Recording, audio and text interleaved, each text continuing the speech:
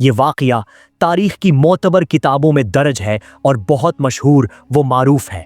کہا جاتا ہے کہ ادھم نامی ایک درویش قلندر تھے جن کا کوئی مستقل ٹھکانہ نہیں تھا، وہ ہمیشہ سفر میں رہتے تھے۔ اسی طرح سفر کرتے کرتے وہ بلخ شہر پہنچے اور شہر کے باہر ایک جھونپڑی بنا کر اس میں رہنے لگے۔ ایک دن کسی ضرورت کے تحت وہ شہر گئے۔ اتفاق سے اسی وقت بلخ کے بادشاہ کی بیٹی باغ کی سیر سے واپس آ رہی تھی۔ راستے میں شاندار انتظامات کیے گئے تھے۔ راستے کے دونوں طرف عورتیں اور بچے جمع تھے جو شہزادی کے استقبال کے لیے کھڑے تھے۔ ان کے ساتھ ادھم فقیر بھی ایک طرف ہو کر کھڑے ہو گئے۔ جب شہزادی کی پالکی ان کے برابر سے گزری تو تیز ہوا کی وجہ سے اچانک پالکی کا پردہ اٹھ گیا۔ ادھر فقیر کی نظر جب شہزادی کے رخ زیبا پر پڑی تو وہ دل و جان سے اس پر عاشق ہو گئے۔ خوشی خوشی وہ شہزادی کی سواری کے پیچھے بادشاہی محل تک جا پہنچے اور دیر تک باہر کھڑے رہے۔ جب سواری محل کے اندر چلی گئی تو انہوں نے ایک خادم سے پوچھا کہ یہ محل کس کا ہے اور اس پالکی میں کون سوار تھی۔ لوگوں نے بتایا کہ یہ شاہی محل ہے اور اس پالکی میں شہزادی صاحبہ سوار تھیں جو باغ کی سیر کے لیے تشریف لے گئی تھیں۔ یہ سن کر ادھم فقیر سیدھے بادشاہ کے دربار میں پہنچے جہاں دربار لگا ہوا تھا۔ فقیر بادشاہ کے سامنے جا کر کھڑے ہو گئے اور عرض کی۔ بادشاہ نے اپنے وزیر سے کہا کہ اس فقیر سے پوچھو کہ وہ کیا چاہتا ہے۔ وزیر فقیر کے پاس گیا اور آنے کی وجہ دریافت کی۔ ادھم فقیر نے بغیر کسی خوف اور جھجک کے سارا ماجرا بیان کر دیا اور کہا، میں بادشاہ کی بیٹی سے شادی کرنا چاہتا ہوں، بادشاہ سے کہو کہ وہ اپنی بیٹی میری زوجیت میں دے دے۔ فقیر کی بات سن کر وزیر کو سخت غصہ آیا لیکن شاہی آداب کے باعث خاموش رہا۔ وہ بادشاہ کے سامنے واپس آ کر چپ چاپ کھڑا ہو گیا۔ بادشاہ نے وزیر کے چہرے کے تاثرات سے اندازہ لگا لیا کہ کوئی غیر معمولی بات ہے۔ تب بادشاہ نے وزیر کو حکم دیا، بلا جھجک حقیقت حال سے مجھے آگاہ کرو۔ وزیر نے آداب بجا لاتے ہوئے عرض کی، جہاں پناہ، جو کچھ اس فقیر نے کہا ہے میری غیرت یہ بات گوارا نہیں کرتی کہ میں اسے اپنی زبان پر لاؤں۔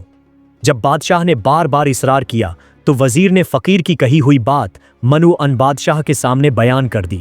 بادشاہ یہ سن کر تھوڑی دیر خاموش رہا اور سر جھکا لیا۔ پھر اس نے ادھم فقیر کو اپنے سامنے بلایا اور پاس بٹھا لیا۔ بادشاہ نے اس کا حسب و نسب دریافت کیا۔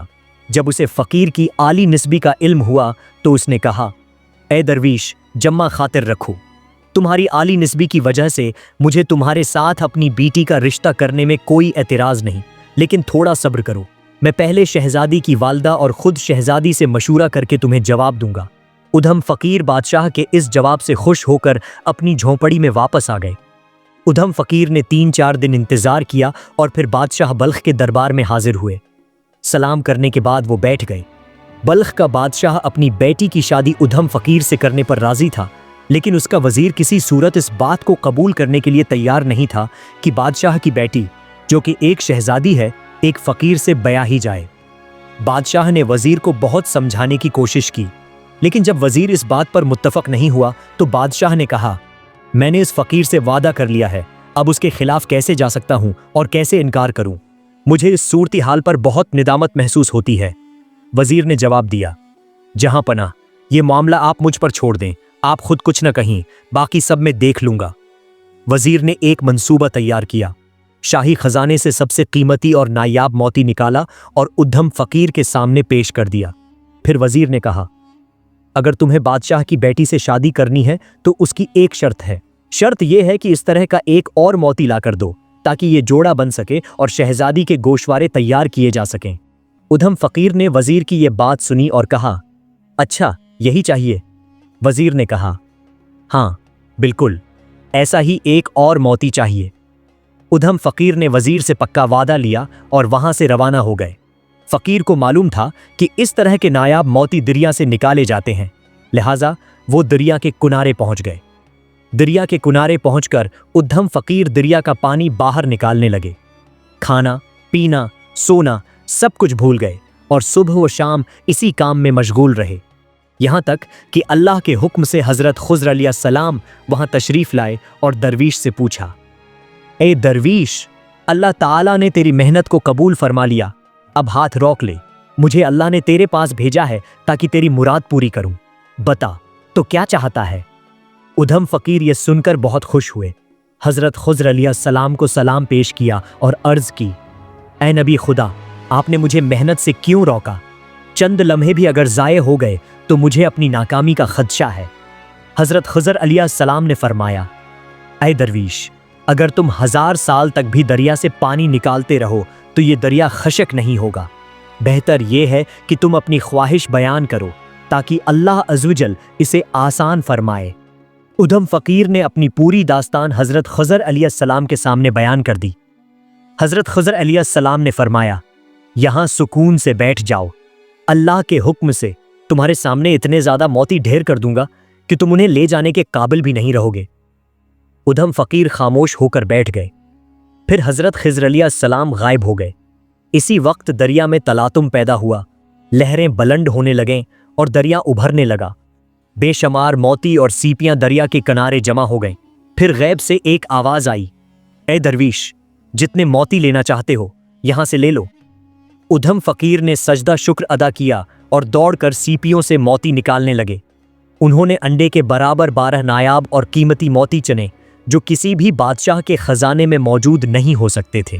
ادھم فقیر ان موتیوں کو لے کر بلخ شہر واپس آ گئے۔ رات کسی طرح اپنی جھونپڑی میں گزاری۔ صبح ہوتے ہی نماز اور وظائف سے فارغ ہو کر بادشاہ کے دربار میں حاضر ہو گئے۔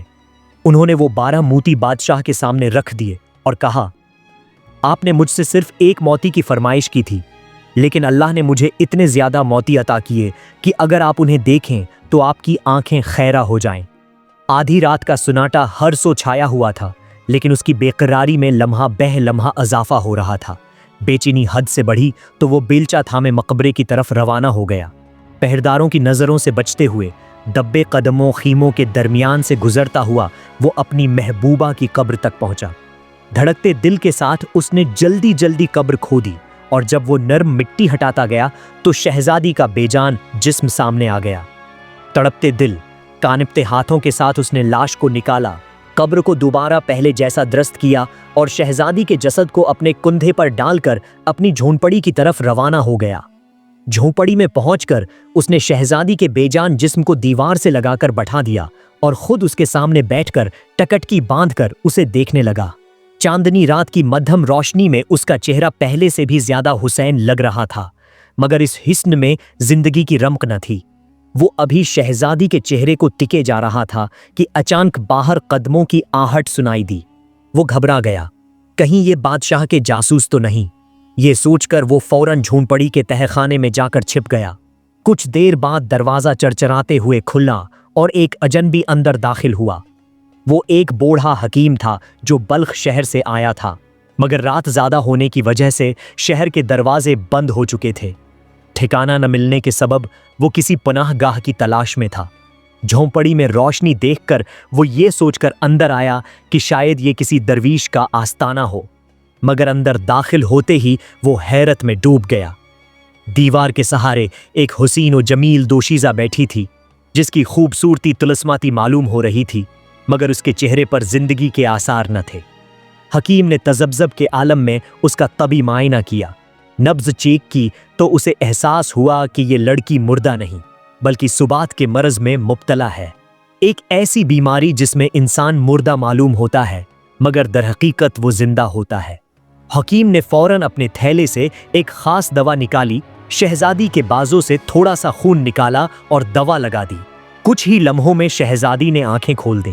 جیسے ہی اس نے ہوش میں آ کر اپنے سامنے ایک اجنبی کو دیکھا، وہ گھبرا گئی اور لرزتی آواز میں بولی، میں یہاں کیسے آئی ہوں؟ حکیم نے شفقت بھرے لہجے میں کہا، بیٹی، میں خود نہیں جانتا، میں تو ایک مسافر ہوں، رات گزارنے کے لیے پناہ گاہ تلاش کر رہا تھا کہ اس جھونپڑی میں روشنی دیکھ کر آ گیا۔ یہاں کوئی نہیں تھا، بس تمہیں دیکھا، تمہارے مرض کو پہچانا اور اللہ کے کرم سے تمہیں شفا مل گئی۔ لیکن اب تم مجھے بتاؤ، تم کون ہو، یہاں کیسے آئیں، اور تمہارے ساتھ کیا واقعہ پیش آیا؟ اسی دوران جھونپڑی کے ایک کونے سے آہٹ ہوئی۔ درویش قلندر جو تہہ خانے میں چھپے ہوئے تھے باہر نکل آئے اور حکیم پر نظر پڑتے ہی ان کے قریب جا بیٹھے۔ حکیم نے ان سے حقیقت حال دریافت کی، جس پر درویش نے تمام ماجرا آغاز سے انجام تک تفصیل سے بیان کر دیا۔ حکیم کچھ دیر خاموشی سے سب کچھ سنتا رہا، پھر مسکراتے ہوئے بولا، اللہ کی مصلحتیں نرالی ہیں، جو ہوتا ہے بہتر ہی ہوتا ہے۔ کچھ دنوں بعد درویش قلندر اور شہزادی کو نکاح کے مقدس بندھن میں باندھ دیا گیا۔ دونوں نے جھونپڑی میں رہنا شروع کر دیا اور اللہ نے انہیں ایک خوبصورت اور صالح بیٹے سے نوازا جس کا نام ابراہیم رکھا گیا۔ ابراہیم بڑا ہونے لگا اور بچپن سے ہی ذہانت و فطانت کے جوہر دکھانے لگا۔ والدین نے اسے ایک مکتب میں تعلیم حاصل کرنے کے لیے داخل کرا دیا۔ ایک دن بلخ کے بادشاہ کا مکتب کے قریب سے گزر ہوا۔ بادشاہ کا معمول تھا کہ جب وہ کسی مکتب کے قریب پہنچتا تو اس میں داخل ہو کر اساتذہ اور طلبہ سے ملاقات کرتا، انہیں انعامات دیتا اور بچوں کو خوش کرنے کے لیے ان کی چھٹی کا اعلان کرتا۔ جب اس دن بھی بادشاہ نے چھٹی کا اعلان کیا اور بچے خوشی خوشی باہر نکلنے لگے تو اس کی نظر ایک حسین و جمیل لڑکے پر پڑی، ابراہیم بن ادہم۔ اس کے چہرے کی معصومیت اور نورانیت دیکھ کر بادشاہ جیسے مبہوت ہو گیا۔ وہ بچے کو غور سے دیکھتا رہا جیسے وہ اس کی صورت میں کسی اپنے کا عکس تلاش کر رہا ہو۔ بادشاہ نے مکتب کے معلم سے دریافت کیا، یہ بچہ کس کا ہے؟ معلم نے ادب سے جواب دیا، یہ ایک عظیم درویش قلندر کا بیٹا ہے جو ہر روز خود اسے یہاں چھوڑنے آتے ہیں اور چھٹی کے وقت واپس لے جاتے ہیں۔ بادشاہ نے لمحہ بھر کے لیے سوچا، پھر دھیمے لہجے میں بولا، میں اس بچے کو اپنے ساتھ لے جانا چاہتا ہوں۔ جب درویش قلندر چھٹی کے وقت اپنے بیٹے کو لینے مکتب پہنچے تو معلم نے انہیں دور سے دیکھتے ہی دوڑ کر سارا ماجرا سنایا۔ درویش قلندر نے خبر سن کر کوئی اضطراب ظاہر نہیں کیا بلکہ اطمینان سے بادشاہ کے محل کی طرف روانہ ہو گئے۔ محل میں پہنچنے پر انہیں فوراً عزت و احترام کے ساتھ بادشاہ کے حضور بٹھایا گیا۔ بادشاہ نے بغور ان کا چہرہ دیکھا اور فوراً پہچان لیا کہ یہ وہی درویش ہیں جن کے بارے میں وہ پہلے سن چکا تھا۔ درویش قلندر نے بغیر کسی تردد کے کہا، بادشاہ سلامت، میں یہاں صرف اپنے بیٹے کو لینے آیا ہوں۔ اس کی ماں اس سے بے پناہ محبت کرتی ہے اور اگر وہ فوراً اپنے بچے سے نہ ملی تو وہ اپنی جان دے دے گی۔ بادشاہ نے درویش کی بات سن کر گہری سانس لی اور کہا، اس لڑکے کی ماں کون ہے اور وہ کس خاندان سے تعلق رکھتی ہے؟ خدا کے واسطے مجھے سچ سچ بتائیے۔ یہ سن کر درویش قلندر نے سچائی سے تمام حقیقت بیان کر دی، اپنی بیوی یعنی بادشاہ کی بیٹی کی پوری داستان سنائی کہ کس طرح وہ مر چکی سمجھی گئی، کیسے وہ درویشی کے ساتھ زندگی بسر کر رہی ہے اور کس طرح وہ ایک سادہ جھونپڑی میں رہ رہی ہے۔ بادشاہ یہ سب سن کر حیرت میں ڈوب گیا، اس کی آنکھوں میں آنسو آ گئے اور اس نے اللہ کا شکر ادا کرتے ہوئے کہا، بے شک اللہ کی رضا میں ہی بہتری ہے۔ یہ خوشخبری سنتے ہی بادشاہ نے فوراً اپنی ملکہ کو اطلاع دی۔ وہ بھی بے حد مسرور ہوئے اور دونوں نے ایک ہی وقت میں فیصلہ کیا کہ وہ اپنی بیٹی سے ملنے جائیں گے۔ چنانچہ بادشاہ، ملکہ، ابراہیم بن ادہم اور محل کے چند خاص افراد ایک شاندار سواری میں بیٹھ کر درویش کی جھونپڑی کی طرف روانہ ہو گئے۔ جب شہزادی نے دور سے اپنے ماں باپ کو آتے دیکھا تو وہ خوشی سے بے اختیار دوڑتی ہوئی ان کے قدموں میں جا گری اور روتے ہوئے سلام کیا۔ بادشاہ اور ملکہ نے بے قرار ہو کر اپنی بیٹی کو سینے سے لگا لیا اور سب خوشی کے آنسو بہانے لگے۔ اس ملاقات کے بعد بادشاہ نے اپنی بیٹی اور داماد کو محل واپس چلنے کی دعوت دی اور ایک بڑی جاگیر اور کئی علاقے تحفے میں دینے کا اعلان کیا تاکہ وہ ایک آرام دہ اور شاہانہ زندگی بسر کر سکیں۔ مگر درویش قلندر اور شہزادی نے بادشاہ کی یہ پیشکش نرمی سے ٹھکرا دی۔ انہوں نے کہا، ہمارے لیے سادگی اور محبت بھری زندگی ہی سب سے بڑی دولت ہے۔ یہ سن کر بادشاہ اور ملکہ حیرت میں پڑ گئے، مگر دونوں نے ان کی پسند کا احترام کیا اور ان کی خوشی میں خوش رہے۔ البتہ بادشاہ نے اپنی بیٹی اور داماد کی رضامندی سے سلطان ابراہیم بن ادہم کو اپنا ولی عہد مقرر کر دیا، کیونکہ وہ اپنی کسی بھی بیوی سے صاحب اولاد نہ تھے۔ کچھ دنوں کے بعد بادشاہ کا انتقال ہو گیا۔ جب یہ خبر سلطان ابراہیم بن ادہم تک پہنچی تو وہ خوف سے کانپنے لگے اور بے ہوش ہو کر گر پڑے۔ ہوش میں آنے کے بعد کسی نے ان سے پوچھا، جب میں نے آپ سے سوال کیا تھا کہ آپ کون ہیں تو آپ نے فوراً جواب کیوں نہیں دیا؟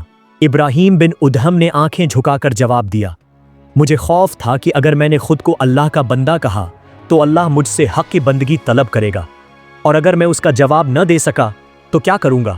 انکار کی بھی مجال نہ تھی۔ یہی خوف خدا اور سادگی ان کی پوری زندگی میں نمایاں تھا۔ ایک مرتبہ وہ اپنے درویش ساتھیوں کے ساتھ ایک ویران جگہ پہنچے جہاں لکڑیاں پڑی تھیں۔ साथियों ने कहा, आज रात हम ये लकड़ियां जलाकर गर्मी हासिल कर लेते हैं और यहाँ आराम कर लेते हैं।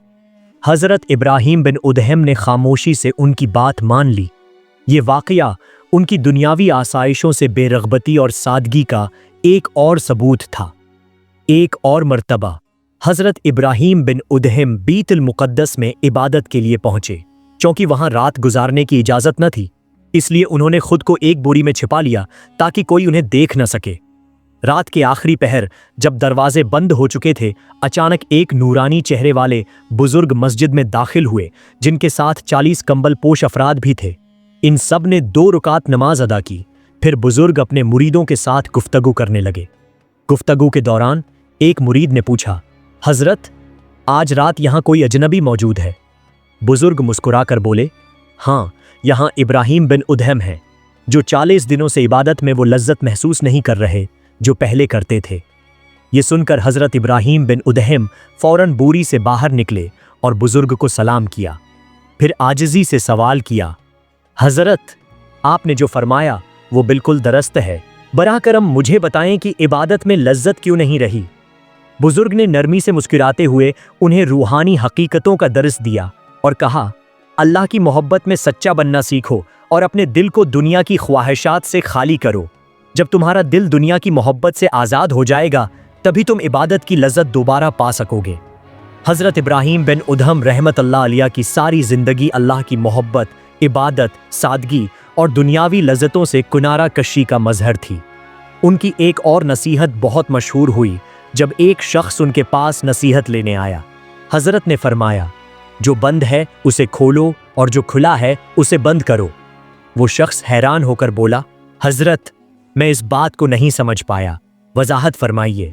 हज़रत ने फरमाया, रुपए की थैली जो बंद है उसे खोलो यानी सखावत करो, और जो ज़बान खुली है उसे बंद करो यानी कम बोलने की आदत डालो। जब तक तुम अपने आप को फ़कीर, अपनी बीवी को बीवा और अपने बच्चों को यतीम न समझो, तुम अल्लाह वालों की सफ़ में नहीं बैठ सकते।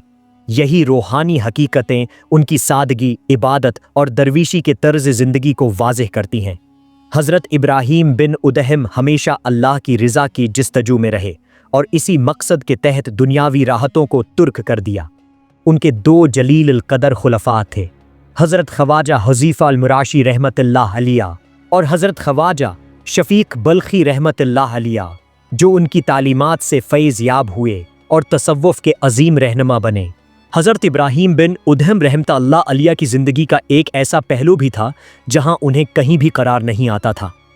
वो हमेशा लोगों की नज़रों से छिपे रहते थे, क्योंकि उनका मकसद सिर्फ़ और सिर्फ अल्लाह की रज़ा और उसकी क़ुर्बत हासिल करना था। आपकी ज़िंदगी एक रोशन मिसाल है कि जब कोई इंसान अल्लाह के रास्ते पर चलता है तो वो दुनिया की लज़्ज़तों और फ़ानी चीज़ों से कुनारा कशी अख्तियार कर लेता है और अपनी पूरी ज़िंदगी अल्लाह की रज़ा के लिए वक्फ़ कर देता है। हज़रत इब्राहीम बिन उदहम रहमतुल्लाह अलैह की वफ़ात का वक्त भी रूहानियत से भरपूर था। बाज़ रवायात के मुताबिक आपका मकबरा बगदाद में है, जबकि कुछ रवायात के मुताबिक आपका वसाल शाम में हुआ। ताहुम मुस्तनद रवायत यही है कि हज़रत इब्राहीम बिन उदहम रहमतुल्लाह अलैह हज़रत लूत अलैहिस्सलाम के मकबरे के करीब एक गार में क़ियाम पज़ीर थे और वहीं आपका वसाल हुआ। आपका वसाल 26 जमादी इलावली 280 हिजरी में हुआ। आपके वसाल के वक्त एक गैबी आवाज़ सुनाई दी जिसमें ऐलान किया गया, ये अल्लाह का बंदा था और अल्लाह की मोहब्बत में दुनिया से रुखसत हो गया। ये आवाज़ सुनकर लोगों को बड़ी हैरत हुई। बाद में तस्दीक हुई कि हज़रत इब्राहीम बिन उदहम रहमतुल्लाह अलैह इस दुनिया से रुखसत हो चुके हैं। हज़रत इब्राहीम बिन उदहम रहमतुल्लाह अलैह की ज़िंदगी और वफ़ात हमें यह दर्स देती है कि इंसान को अपनी तमाम दुनियावी ख्वाहिशात तुर्क करके अल्लाह की मोहब्बत और उसकी रज़ा की जुस्तजू करनी चाहिए, क्योंकि यही असल कामयाबी और फलाह है। आपकी ज़िंदगी की दास्तान एक ज़िंदा मिसाल है कि अल्लाह की रज़ा के लिए ख़ुद को कुर्बान करना, दुनियावी आसाइशों से दूर रहना और उसकी इबादत में महू रहना ही इंसान की असल मंजिल है।